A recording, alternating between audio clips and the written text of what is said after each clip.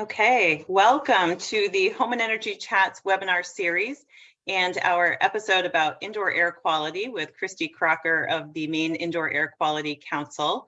My name is Heather Chandler and I'm the owner and publisher of Green and Healthy Maine Homes. We have a fantastic presentation for you tonight and I'm very excited to learn more together with you. I would like to start by sharing a special thank you to our sponsors, including our spring season sponsor, Senecal Construction Services, now offering net zero ready design build packages in Pownell, conveniently located minutes from Portland, Freeport, and Brunswick, and a word from our presenting sponsor, Royal River Heat Pumps. Hi, I'm Scott Libby, owner of Royal River Heat Pumps. A long time ago, the Royal River, like most rivers, was an important part of life, powering mills and allowing a community to grow and flourish. Nowadays, we see what a river can help to create. We believe that ordinary people can come together to make a big difference too.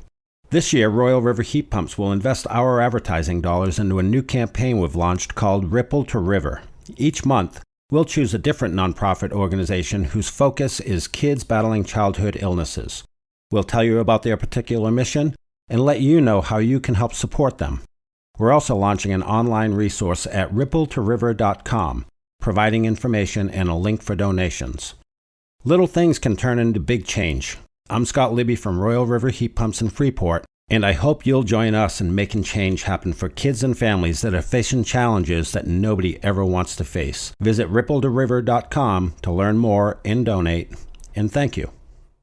So a quick overview of the evening. If you have been to other webinars we've hosted, tonight will run just a little bit differently. Christy's presentation is going to cover a lot of topics related to indoor air quality, and we plan to pause after each topic and take questions at that time that are related. So questions related to ventilation, mold, radon, particles, pests, and monitoring. And if you submitted questions ahead of time, they may already be worked into the presentation. And if not, we will cover them during the Q&A. And then when Christy finishes the presentation, there will be additional time to cover anything else that we haven't gotten to. So please do go ahead and submit any questions using the Q&A feature at the bottom of your screen, and we will do our best to get to them all. And a reminder that this webinar is being recorded and will be uploaded to our website, greenmainehomes.com. If you are unfamiliar with us, Green and Healthy Maine Homes is dedicated to inspiring healthy, efficient, and future-ready Maine homes through a quarterly print magazine, our annual Green Home and Energy Show, which is coming up on April 1st in South Portland. I hope you can join us. Our online business directory, monthly email newsletters, and an active social media presence. Please visit greenmainehomes.com to learn more. And now it is my pleasure to introduce our presenter this evening. Christy Crocker is the Executive Director of the Maine Indoor Air Quality Council, a nonprofit association dedicated to creating healthy, environmentally sustainable indoor environments through education, communications, and advocacy, a role she has held for almost 25 years. So we are very excited to have her with us tonight. She is also a member of the Green and Healthy Maine Homes Advisory Panel and writes the Indoor Air Corner column for the magazine. So welcome, Christy. I will turn it over to you to take us through the presentation. Great. I'm going to go ahead and share my screen.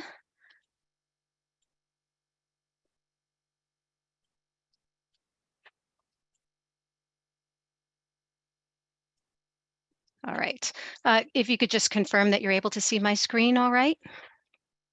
Yes. Okay, perfect. All right. Good evening, everybody. I'm so excited to be here and to be able to talk about healthy indoor air quality in homes. I get calls all the time. I spend lots of hours every week talking about just these topics. So I'm really pleased to be able to share it with you all.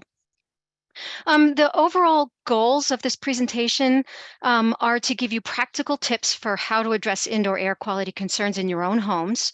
I'll be covering things like ventilation, mold, radon, pests, particulate matter, and a few other things. If I don't get to all of your questions during the time that we have together this evening, I am happy to take your questions by phone or email after the session, and I'm going to be sharing my contact information with you. I'm also happy to answer questions on the Green and Healthy Maine Home social media feeds. Most of the information that I have for you this evening is actually available on our website.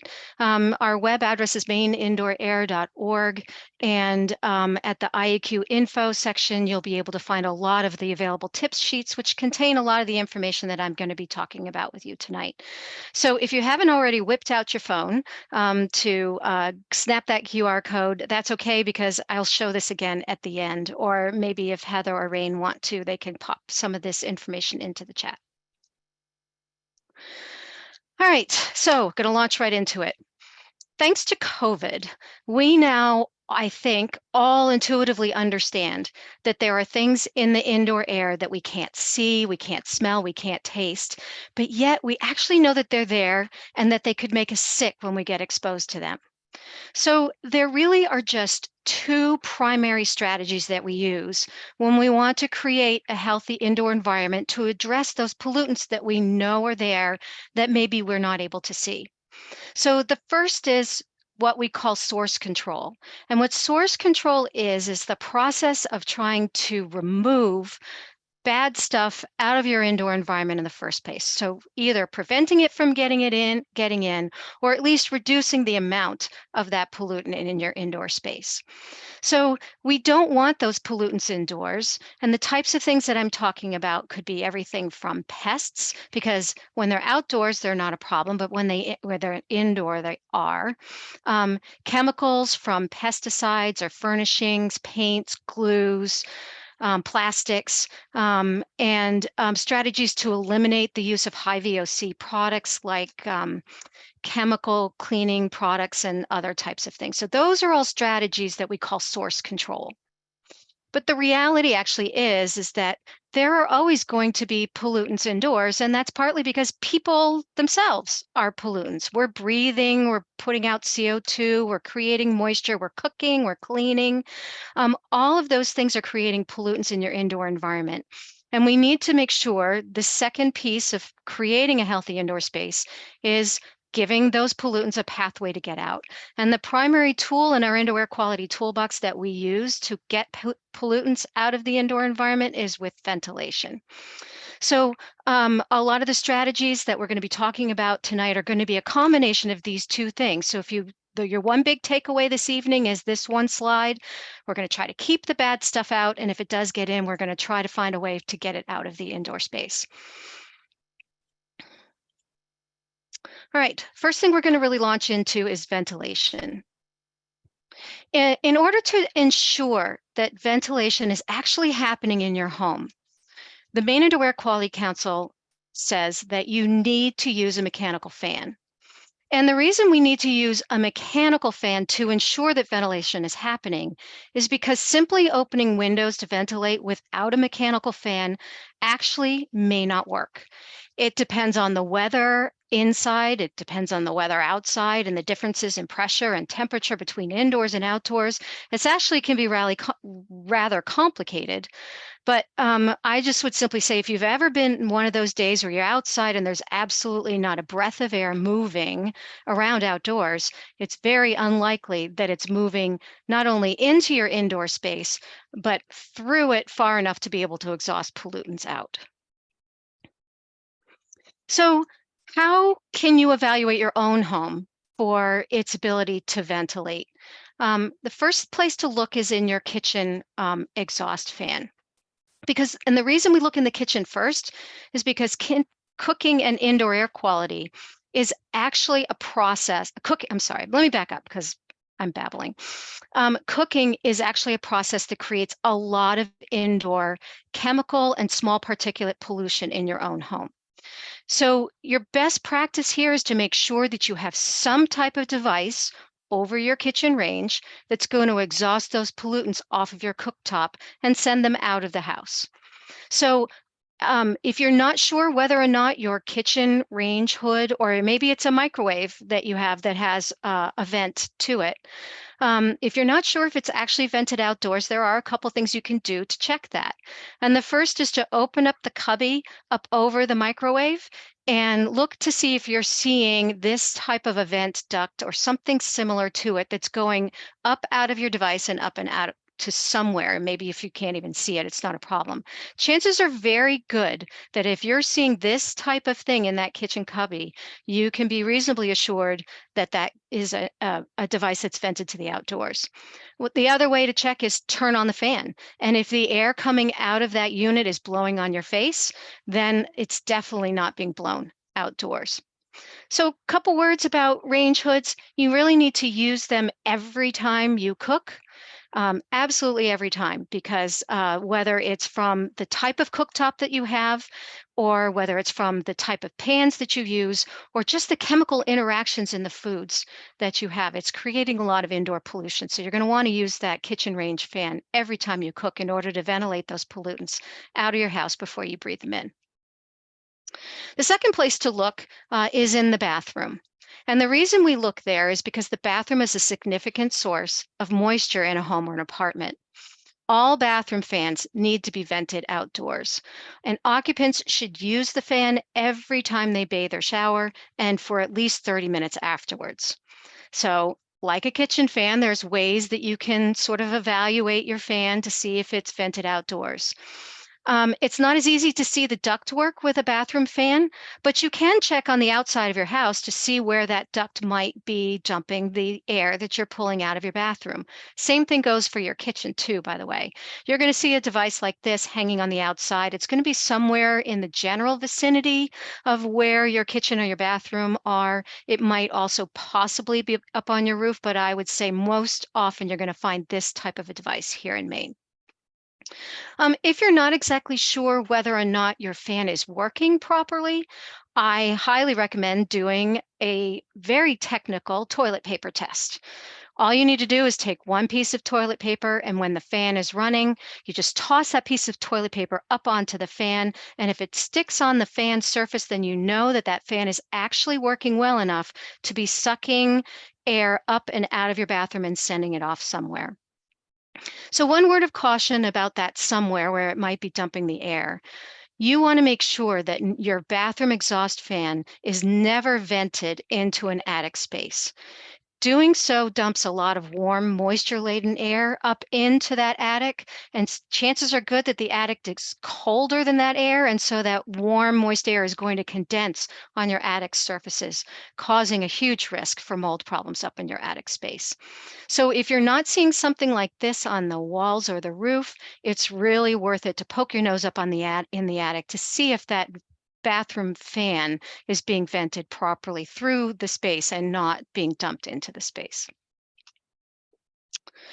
All right, the gold star of home ventilation options is balanced ventilation.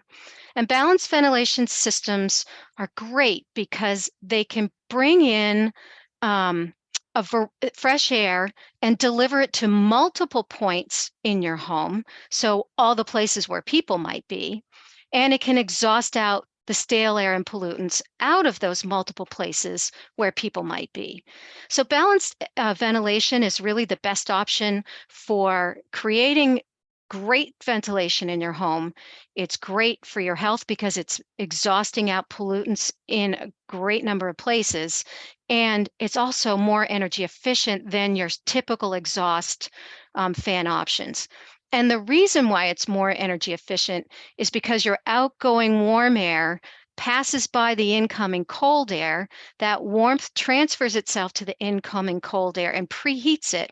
So you actually have an energy transfer between your outgoing stale air and your incoming fresh air, so that your warmer air is being delivered into your indoor space. We do have a tip sheet on ventilating your home that's available on our website. So if you have more questions about that, I encourage you to take a look at that. So it's entirely possible that you're actually in a home or maybe even an apartment, and you have absolutely no existing installed mechanical ventilation. So when you have nothing else, you still can actually ventilate your home by placing a window fan or a box fan blowing outdoors. So you want the air going from the indoors towards the outdoors, and then cracking open a window on the opposite side of the space that you're trying to ventilate. And then when you run the fan is actually going to force that fresh air in and across your space and push it to the outdoors. Priority areas for doing this type of strategy would be those two huge pollutant source areas that we've already talked about, your kitchens and your bathrooms, and then also your bedrooms. And the reason I highlight the bedrooms is because you actually spend most of your lifetime in your bedroom. So when you're doing this type of strategy, if you have nothing else, you do need to think strategically about comfort. Try to keep the cold incoming air from actually becoming in direct contact with occupants.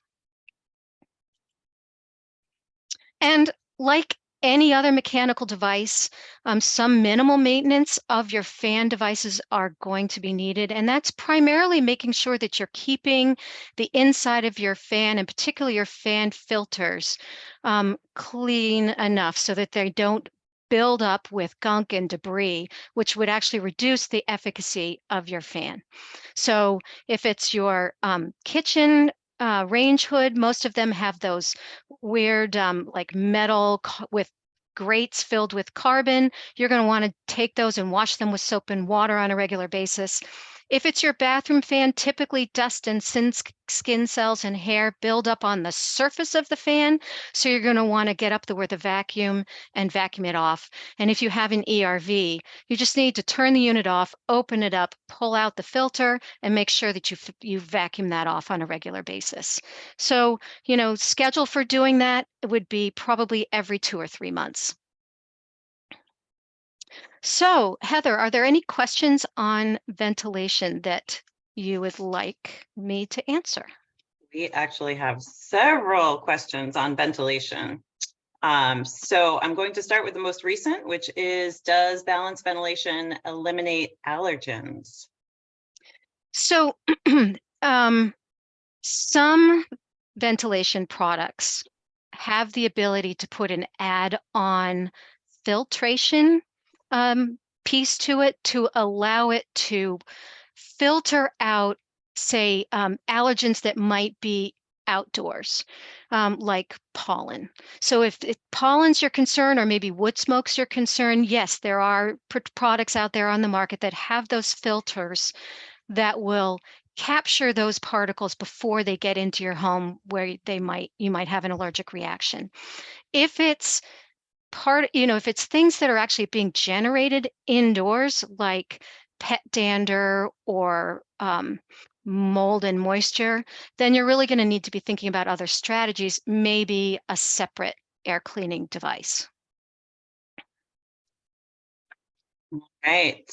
We have a question on kitchen exhaust fans.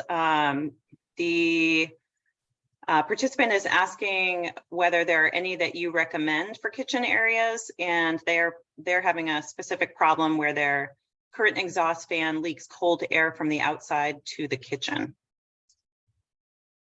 So it's possible that their kitchen vent has an extra supply of fresh air that's being delivered to that cooktop, so you have adequate oxygen for a nice clean burn, minimizing the loss of, minimizing the risk of pollutants to be breathing in. So that might be the cold air that you feel.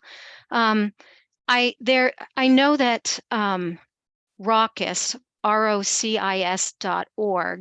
has done a lot of work around cooking and indoor air quality, and they do have some great recommendations for range hoods.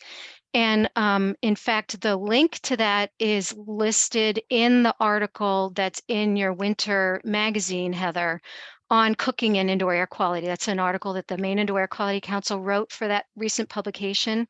And that is also on our website as well. So the link to about finding range hood products is right in there. Great. We'll see if we can grab that and put it in the chat also. Next question is about balanced ventilation and specifically ERVs. They are asking, what's the best way to operate an ERV in cold weather? Some amount of heat is lost due to the heat exchangers efficiency. Well, so the great news is that your ERV is doing exactly what it's supposed to do. It's capturing that outgoing warm air so that you're not just simply exhausting it all outdoors. So in cold winter months is actually the best time to be using your ERV because it's the time when you have your house almost always under completely closed conditions. And you absolutely need to keep that ERV running 24 hours a day, 7 days a week. So, and that's especially in cold weather, because if you turned your ventilation system off after you've been running it, it's possible that you could create some condensation right within your ductwork system. So it's not really a good idea to be turning your ERV off in the middle of the winter. As a general rule, the recommendation is to just keep your ERV running all year round, because it is also helping to manage some of the moisture in your home because it's capturing a little bit of that moisture in the core and delivering it back into occupants so you don't dry out the space too much like you would with a heat recovery ventilation system. But that may be getting a little bit too technical. But I think if I'm understanding the question correctly, absolutely keep that ERV running 24/7. You're not losing a lot of energy, and you're certainly losing way less energy than you would be otherwise. And you absolutely need that ventilation in the wintertime. Great. Another ERV question asking about cost and maintenance required. They didn't go into detail, so anything you can add on that? Yep. So in order to install a system, it's like three components to the cost. You have to purchase the ventilation device, and that's the unit that actually has got the fans and has the core, the energy recovery core in the middle. Those can, depending on the size of your house and how high you're going to run that ventilation system in terms of what fan speeds, that ventilation unit itself is going to cost probably anywhere between $1,200 to $3,000. And we're thinking about maybe your typical Maine-sized home that includes at least 1.5 stories, and maybe some basement space. The other cost to installing an ERV is going to be the cost of the duct work, and metal is particularly expensive right now. So there's going to be an extra cost, maybe another $2,000 for the materials. And then the third piece is you have the labor, which is probably like another $3,000. So it's going to run you probably about $6,000 to $8,000 to actually get a system installed in an existing home. It's a little bit less in a new home. And then the cost to run it is about $1 a day. And that's with the newer increase in electricity rates. Great, thank you. And Rain did add those links to the chat that you had mentioned about range hoods. So those are there now. Thank you. You're welcome. I think we have one more ventilation question. It's another technical one. How can a homeowner tell if the ACH, or air changes per hour, rating for their home is acceptable? So this is a little bit of a thorny question. So I'm going to sort of talk about what's not acceptable first, to give it a benchmark. Maine now has a mandatory residential ventilation code. It's called the ASHRAE 622 ventilation standard. And it's a minimum standard. It's not meant to be, oh, this is the number we're trying to shoot for. Rather, the air change per hour number that ASHRAE recommends is about 0.35 air changes per hour, or every 3 hours you're changing over all the air inside your house with fresh air. But again, that's a minimum standard. You don't ever want to go below that. So if we know that at the bottom of the ladder is that 3 hours to air change at least once, the question then becomes, well, how much air should we actually be doing? And I guess that would be a case where the homeowner has to evaluate what are the pollutants that you're concerned about, and what rate of ventilation might you need to adequately address them.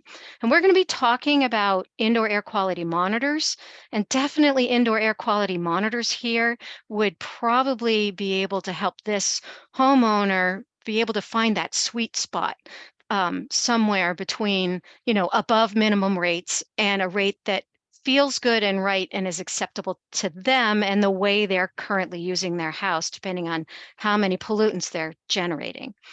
But there is no upper limit, there really isn't possible to overventilate. So I guess I would say that middle ground is where the homeowner needs to kind of determine what's going to work best for them.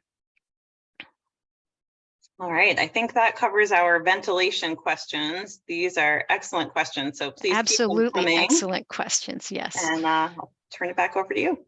Okay, so this is probably I'm going to spend quite a bit of time here on mold because this is definitely the number one question that I get from homeowners. So just a little bit about what mold is and what it does and how it grows. So mold is just a common name for a class of organisms that we call fungi. And all fungi, including mold, need two things in order to grow and spread. It needs moisture, and it needs a food source. And for a mold, a food source is an organic material. So of these two things, the moisture is the issue that we need to pay the most attention to.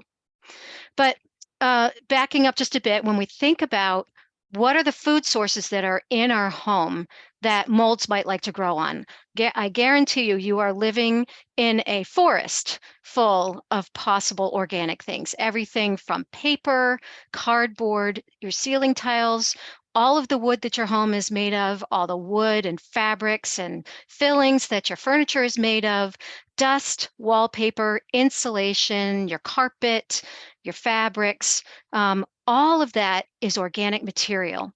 But mold isn't growing on it right at the moment because you don't have that addition of the key ingredient, which is the moisture.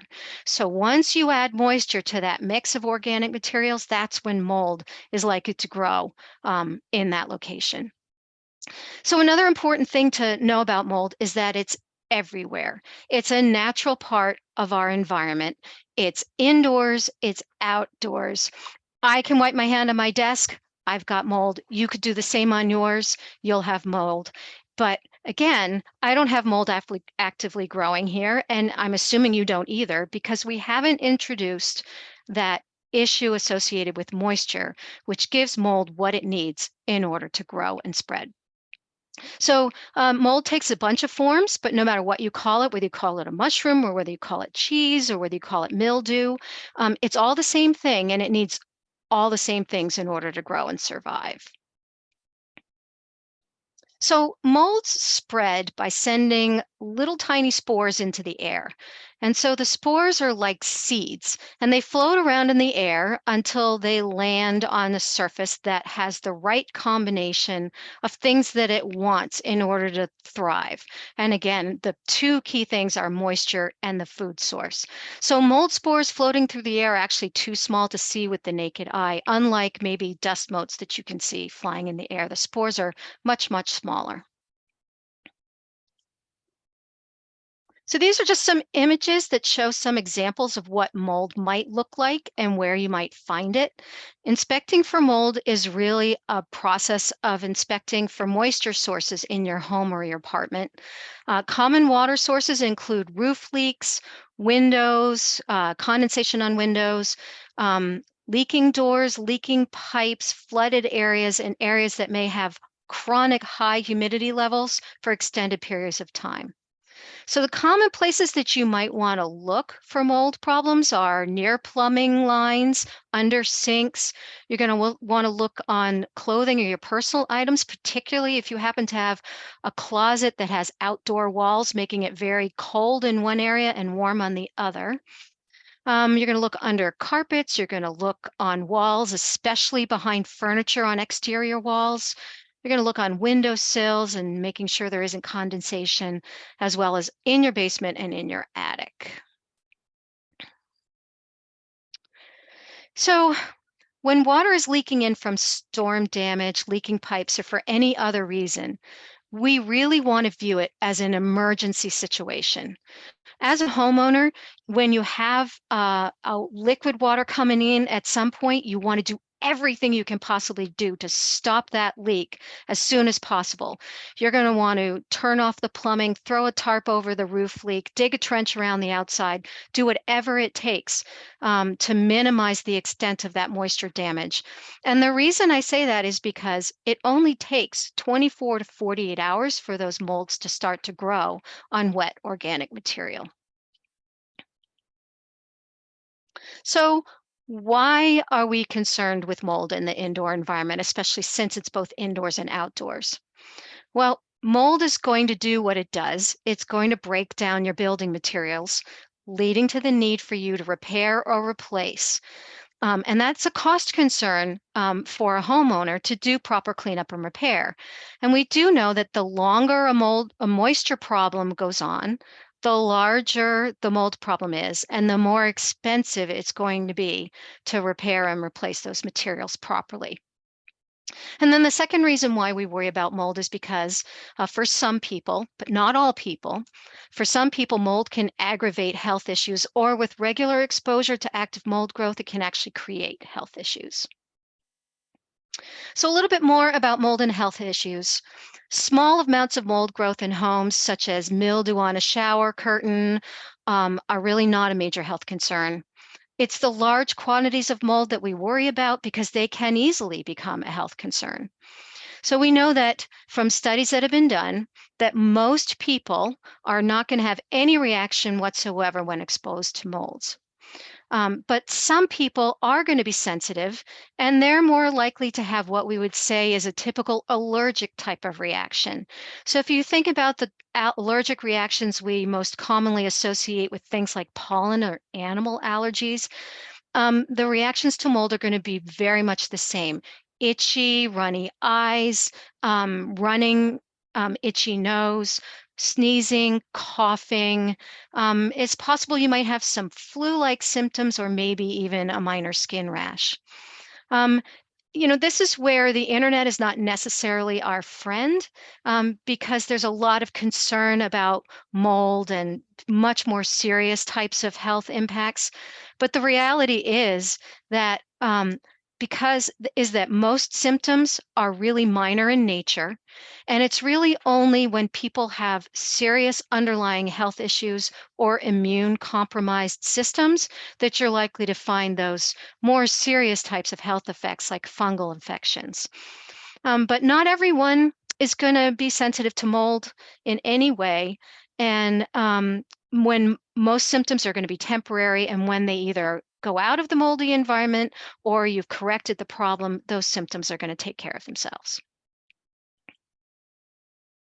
So as a homeowner or a tenant, you can use moisture management practices in your everyday life to help reduce your risk of mold problems in your home. So things that you can do, just make sure again that you're turning on your kitchen fan. A lot of people actually tie their bathroom fan. A lot of people tie their bathroom fan to their light switch so that they know that whenever anybody is in there using the shower, unless they feel like showering in the dark, they're going to be using the bath fan. Using the kitchen fan, cleaning up any water spills quickly and promptly, fixing leaks, making sure you're doing simple things like hang up your towels instead of dumping them on the floor of the bathroom. Monitor your relative humidity, and if your humidity is too high, use a dehumidifier. Clean regularly. Clean your bathroom, vacuum once a week, clean your refrigerator inside and out regularly. All of these activities are going to make it so that you're less likely to have a significant mold and moisture problem in your home. So fixing a mold problem is really a three-part process. And the first is probably the most important. You need to resolve the reason why the mold grows in the first place. So if you think back a few slides, we know that it's the moisture that's the problem that's causing the mold to grow. So unless you fix that moisture problem, it doesn't matter how many times you remove and repair your materials. If you haven't solved why that moisture is there and resolved it to make sure it doesn't happen again, you're going to have mold that's just going to regrow. The second part of the process is removing the materials that have gotten wet and damaged. And this is where it's really important to use best practice guidance. And I'm going to show you some guidance documents in a minute. But the purpose of the best practice guidance is to protect worker health. It also protects the health of the occupants in the home, and it makes it ensures that you're not going to actually make a mold problem worse by spreading all those little teeny tiny microscopic mold spores throughout areas of the home that haven't been impacted by the original moisture leak. And then the last part of the process is repairing and replacing the wet and damaged materials. There are 3 questions that I get all the time. So I thought it was worth just putting these questions right into my presentation because I was pretty sure they're likely to come up. So the first question I often get is, can I use bleach? And my response is, don't do it. Bleach is a significant lung irritant. It's also an EPA registered pesticide. And because it's a pesticide, Maine actually regulates the use of bleach, especially in non-owner occupied buildings. So, and aside from sort of the regulatory piece, bleach actually is only going to temporarily kill the mold spores, and it doesn't remove them. The emphasis really should be, we want to be removing the mold spores so that they don't ever have the opportunity to regrow when we've had a mold problem. Bleach is only going to kill the mold spore, and the part that it doesn't remove the structures, and the part that people are actually most allergic to is that mold structure. So bleach doesn't even really, for the long term, solve your problem. Second question I get is, can you do the mold cleanup and repair yourself? And I would say, yeah, it's possible, especially if it's a smaller mold problem. Definitely an area that's no larger than the size of the front door to your house as a reference point. So it's just really important that you follow that best practice guidance. And again, there's some resources coming up here in just a slide or two. You're going to want to make sure you follow those best practice guidelines in order to not make the mold problem much worse. If you have a mold problem that is larger than your front door, my recommendation is to leave that to a properly trained professional to do the work for you. So Maine Indoor Air Quality Council does have a checklist for mold cleanup and repair, on my website. We can certainly make sure we get that link to all of you. There is also information in our mold and rental properties toolkit that has that same checklist to work through when you're trying to address a smaller mold problem. And the last question that I get is, do you need to test for mold? In most instances, you may not actually need to test for mold. That's because, remember that mold is everywhere, indoors and out. So when you do a test for mold, you're always going to get a test result that you have mold. And then it's complicated by the fact that not everybody's going to have the same reaction to mold, and not everybody's going to have the same reaction to different quantities of mold. So scientifically, when we do a mold test, we don't actually know if that's telling us that that indoor environment is a risk to the occupant or not, because we just don't know how much mold is too much mold. So because those reports and those testing methodologies aren't standardized, you probably, if you're already seeing the mold and smelling the mold and actually probably already know what the reason for why that mold is growing is, then I would say just move right towards fixing the moisture problem and doing the proper cleanup and repair. If you can't see the mold, but you suspect it's there because someone's having a health effect, that may be a reason to hire a tester and have them come in and do a thorough investigation that may include testing. So here's some quick resources for you. These are both EPA guidance documents. They're available for free on the EPA website. This one on the left is just a great general introduction to a lot of the things we're discussing this evening. So I highly recommend it.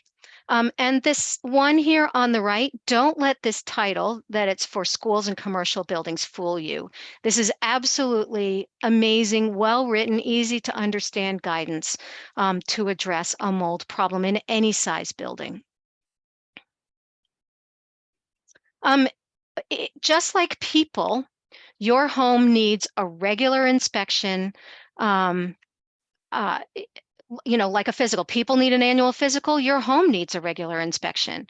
So this is actually a really great document to help you assess your indoor space for mold and dampness issues. It doesn't require, as much as they call it a tool, it's not, you don't need any tools. You just need, again, your eyes, your nose, a piece of paper with this assessment form on it, one piece paper for every space that you're looking at, and a pencil for filling it out. And it's great because it really forces you to methodically evaluate all pieces, all aspects of your space from the ceilings to the floor, and assign it a score. So it's a great way to identify a potential problem. It's also a great way when you do the same space multiple times, maybe over the course of 2 or 3 months. It helps you evaluate whether the problem that you're identifying is actually getting worse. So it's just a really great little resource. One more resource I want to highlight on mold is this guidance document that we've recently published using EPA funds on managing mold and moisture in rental properties. And although it is designed primarily for the landlord and tenant use, it's got great information in it for preventing, addressing, and cleaning up mold problems in any type of a residential property, whether it's owner occupied or whether it's a rental unit. It's got lots of checklists and tips and other links to resources. So it's available on our website on our mold and rental properties page. So chronic high relative humidity, and that's relative humidity that's greater than 60%, can also lead to mold growth. So it isn't just liquid water leaking in that can cause mold growth and building damage. Long-term relative humidity in your air, in your indoor space, has the potential of creating a mold problem. So I'm showing a picture here of an article, one of our indoor air corners that we did for Green and Healthy Maine Homes magazine. A copy of that is not only available in the magazine, we do have a link to the original article on our website as well. It's a great publication, and just the general approach is just be monitoring your relative humidity and take measures when your relative humidity is too high. And this is something you can do later if you want. It's a fun way to see how much you know about mold. It's a quick question and answer quiz. The format is going to give you an immediate score, and then it's also going to deliver a link to you with the answers and explanations to the individual questions that you've just answered. So you can grab this link or snap it with your phones. It's just a really kind of fun little exercise to test your knowledge on mold issues. So, are there any questions about mold? We don't actually have any questions specific to mold, so I think we can carry on. Excellent. Okay. All right. Next topic I'm going to tackle is radon. So for those of you that don't know a lot about radon, it's a colorless, odorless gas that comes up out of the ground and gets trapped indoors. It can enter your home either through small cracks as a gas, or if you have a private well, it can get into your home through your well water. The reason we're concerned about radon is because exposure to radon causes lung cancer, and it's actually a really serious concern. Radon is the #1 cause of lung cancer in non-smokers, and it's the #2 cause of lung cancer nationwide. The other thing to think about is that lung cancer is actually the top form of cancer across all populations and all levels. So it's a pretty significant pollutant with pretty significant ramifications. Here in Maine, we actually have quite high levels of radon, and that's just because bad luck of the bedrock that we have underneath our surface. We expect, and the data from the Maine State radon section is confirming it. We expect that 1 in 3 homes likely has a high level of radon. If you're in Cumberland County, that number could be much higher. We expect that at least 1/2 of the homes in Cumberland County likely have high levels of radon. And if you're in the Sebago Lakes region, not only are you more likely to have high levels of radon in your home, you're actually more likely to have extremely high levels of radon in your home. So the takeaway from all of that is that any home in Maine is at risk of having a Maine radon problem, which means that any family living in that home is at risk of lung cancer. You can't know whether your home has a radon problem by looking at what size it is, what shape it is, what type of foundation it has. The only way to know whether or not your home has a radon problem is to test. The tests are very easy and inexpensive to do, and all homeowners should test their homes for radon in their indoor air. And if you have a private well, you really need to test your well water too. So I know that one question that came up before the training started was, how often should you test your home for radon? You really need to test your home every 3 to 5 years. And the reason for that is lots of things happen underground. There might be a little mini earthquake. There might be construction that's happened nearby. All it takes is one little microscopic shift of an atom or two, and you may have an active radon pathway coming up into your home. The other part of that question is the best time to test is actually right now in the wintertime when your home is under closed conditions. And the reason for that is you don't want pathways of open windows and those, your doors open to circumvent the exposure to your family to that radon. You really want to know, is my family being exposed? So when your home is under closed conditions, except for regular entry and exit, you're really going to be doing that test under a condition where it's really going to tell you what's the risk to you and your family. So as horrifying as the thought of getting lung cancer from radon exposure can be, there's actually lots of great news about radon. We know how to test for, and we know what those test results mean in terms of radon and in terms of the risk to human health from exposure to radon. When you think about what we just talked about mold testing, which none of that applied. So we know how to test for it, and we know what those test results mean. We also know how to fix radon in a home. We have proven methods for installing systems for radon in air and radon in water that reduce the risk that occupants are going to be exposed to that radon and reduce the risk that they might contract lung cancer. And compared to other types of home repairs, fixing a radon problem is actually a really cheap date. In a typical size home, a radon and air system is only going to be about $1,500. You need just to compare that to plumbing problems, electrical problems, heating system repairs, heating system replacement, roof replacements. Again, fixing a radon problem is a really small piece of that homeowner repair puzzle. Maine State Radon section has a great resource page. It has tip sheets about testing for radon, fixing your home for radon. It contains all of the Maine regulations that apply here in the state of Maine, and it's also got a great search engine for finding Maine licensed testers, mitigators, and labs. Are there any questions about radon, Heather?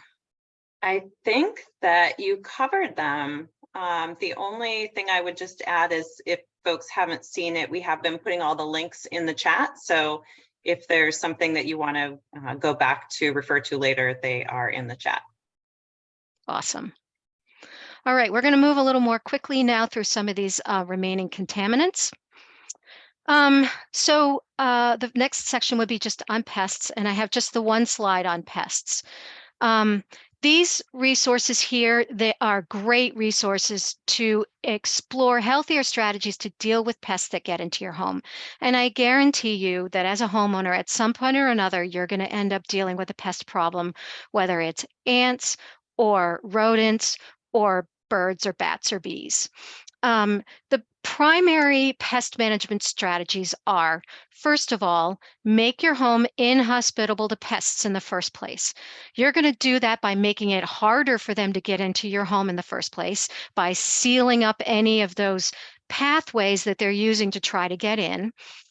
And then you're going to be managing your indoor space to make sure that you don't have things that pests really like to have, like food, moisture, and a place to nest and to cache their food. You're going to want to be making it as inhospitable as possible so that the pests aren't attracted to coming indoors. And the concept of thinking first, spraying last, when you are having trouble dealing with a pest problem and you can't seem to find a way to resolve it without chemicals, you really should, let me back up. You really need to think about non-chemical strategies to resolve a pest problem before you resort to using a pesticide. And some of the links here are going to take you to some great resources for how you can make safer pesticides choices. And then I would also refer you to the incoming article that we've just written for Green and Healthy Maine Homes in their next issue coming out this spring is exactly on this topic. How can you safely address pest problems and protect your indoor air quality? Any questions about pests? We do not. Okay. All right. Particle pollution. So small particles are found in the indoor environment, and they really can impact your health. The particles are made up of tiny pieces of solids or liquids that are floating in your indoor space. Think of things like dust, pollen, mold, soot, smoke, skin cells, drops of liquid, as well as viruses and bacteria. Some of these things we can see with our eyes and some of these things we can't. It's the really, really small particles that are the biggest concern because we're people and we breathe in the air that has these particles, and the really small ones can get down much more deeply into our lungs, making it much harder for our bodies to get rid of that pollutant. Small particles can be created from your everyday living activities, cooking, cleaning, bathing, your heating system. All of these things are going to be generating particles that have the potential to impact your health. So aside from ventilation, which we've already talked about, filtration is a great way to remove particles from your indoor air. So here in Maine, not many people actually have a hot air heating system that's ducted throughout their home that we can apply filters to help filter out that indoor space. So as a result, most people in Maine are probably going to have to use a standalone air cleaning device in order to be able to pull the particles of concern out of the indoor air. So you just need to take a little bit of care when you're choosing a standalone air cleaner to make sure that it's properly sized, that it isn't spitting pollutant like ozone into the air, which is actually hazardous to people. And you want to make sure that it has an appropriate filter size to clean the material that is out of the air that you want to be cleaning out of the indoor air. So just a few tips on picking an air cleaning device. Again, you want to make sure that you're picking a device that's safe for people. You don't need an air cleaning device that necessarily has a lot of extra pollutants generated in the process of doing the filtration. I always tell people if you're not sure what kind of device to pick, just pick something that's simple, tried and true technology, like a HEPA product. And then you want to make sure that the device is properly sized for the space that you're going to be putting it in. So the concept here is a really small air cleaner is just not going to be able to keep up with the pollutants that are generated in a very large space. So most air cleaners are going to have what's called a clean air delivery rating on the side that'll help you identify, is this product a good match with my indoor space? And my tip for you is to actually pick a product that has more cleaning power for a larger space than what you're going to be putting it in. And that's because when they test these devices, they're always running them at high speed. So unless you want to be running your fan at high speed all the time, my recommendation is get a more highly powered device than your space, then you can run it at a slower fan speed, and then you have some room to grow if you have a particularly bad pollutant generating event. Say you fried some mushrooms on the stove and all of a sudden you have a high particle count. You have some ability, if you size this properly, to be able to kick that into a higher gear so it can do a greater amount of filtration faster, so you're not getting exposed to them. Here are some particle pollution resources. The most interesting ones here, just in addition to the general resources available, California actually regulates air cleaning devices, particularly the ones that generate ozone. They've gone through the process already of identifying which products don't meet their certification. So if you're not sure what to get, you can go on to the California Air Resources Board and look to see which products have been certified. And that's going to give you some guidance as to what types of products you might want to actually consider in your own home. Some of the air cleaning devices can actually get kind of pricey. A typical HEPA filtration device can run anywhere from $500 to $800. So if cost is a concern, you actually can build your own box fan air filter, and they work really, really well. Sometimes they're called a Corsi-Rosenthal box after the scientists who developed them. But this link here will take you to a great site that gives you step-by-step instructions for how to build your own air cleaning device. So, Heather, do we know if there's any questions around filtration? We do have a couple. Let's see. Are there any attachments like aftermarket filters that you recommend to improve my heat pump's air filtration? So, I guess my biggest, I get questions about heat pumps and ventilation a lot. So this is a really good question. So the thing to remember about a heat pump is that it's designed, and its purpose is to heat and cool your home. It's not really considered a device that's meant to improve your indoor air quality. And so heat pumps do have a filter in them, but the filter itself, again, is designed to protect the equipment from things that might get into it that would damage the fan or the fan motor. It's not really designed to be filtering, to be considered a health improvement device for your home. So all of that said, I do believe there are some newer products that are coming out on the market that have better filtration, because there is air moving through your device, and I think new products might have a filter in there to capture particles before they come out into your indoor space. But the heat pump is not ventilating; it's not bringing in fresh air or exhausting out pollutants. And the other thing that I think you would want to make sure of is if you try to retrofit your existing heat pump with an aftermarket filter and you try to do it on your own, you're completely changing the airflow, and you could potentially seriously damage your heat pump unit. So it's a really interesting question. I think there are some newer products that might do what you're looking for, but I don't think they're out on the market yet. Great. That is it for now on questions for filtration. Okay, super.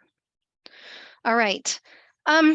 Since testing for indoor air quality issues can be expensive, I often encourage homeowners to use air monitoring devices that are capable of measuring certain contaminants in your indoor space. These are types of things that are readily available, and they're readily available at a bunch of different prices. I don't know if you can see this. This is a little monitor that's monitoring the relative humidity. This is a $2 wonder off of Amazon. It's now telling me right at the moment that my temperature in here is 71 degrees and my relative humidity is 34%. There are so many devices out there. I can't really make any specific recommendations because each one is different in terms of what it can measure. But you can typically find devices that are monitoring carbon monoxide or carbon dioxide, particulate matter, VOCs, relative humidity, and radon, and more. They're not scientifically accurate numbers, but they're just a great way for a homeowner to understand what's in your indoor space and how your everyday activities may be impacting the healthfulness of your indoor environment. So indoor air quality monitoring is just a really great strategy to learn more about who you are and how your home itself is acting. Raucous is an organization out of Pennsylvania that actually provides you with low-cost indoor air quality monitoring for 2 weeks. And they do education of you in terms of understanding the impacts of specific contaminants on your health, and as well as strategies in your everyday life on how to reduce them. It's a really fun thing to do. I've done this, and a bunch of other of the council members have done this. And even though they're out of Pennsylvania, even if you're here in Maine, you're certainly able to participate in a cohort if you wish. I know there's some upcoming cohorts scheduled for this spring, and you can find them all listed here on the Raucous website. You can access our home indoor air quality tip sheets through this particular website, maineindoorair.org. Look for our IAQ at home page under the IAQ info section. This is me. I'm the executive director here at the Maine Indoor Air Quality Council. My website, my email address, and my telephone number. And I know that Heather is planning on sharing that, I believe, with people after the training. Is that correct, Heather? We will, absolutely. Okay, perfect. All right, so the last thing I have to say is stay healthy indoors. Thank you so much, Christy. You packed so much in here. It was all very helpful, a little scary, but very helpful. And also, we are running just a few minutes over, but I didn't want to interrupt you because I knew you were getting close, and it was all such good information. So thank you, everyone, for joining us tonight for this episode of Home and Energy Chats. Thank you to our sponsors, Royal River Heat Pumps and Senecal Construction Services. Thank you to Rain Rainer, who has been managing everything so beautifully behind the scenes. And again, Christy, for sharing your expertise with us this evening. And please mark your calendars for the next Home and Energy Chat, which is February 28th. And that is on designing homes that are accessible to people of all ages and abilities. That's going to be another really good one. If you do have any additional questions that we didn't get to today, we will, as Christy said, be sending out the contact information for Christy and a link to the recording if you wanted to watch the webinar again, or if you missed a piece of it. The recording will also be posted on our website within the next couple of days. And lastly, you will see a brief survey pop up at the end as soon as we sign out here, and we'd love your feedback. It helps us craft our future programming. So thank you again, Christy. Thank you everyone for joining us, and I hope you have a great evening. Thank you, Heather.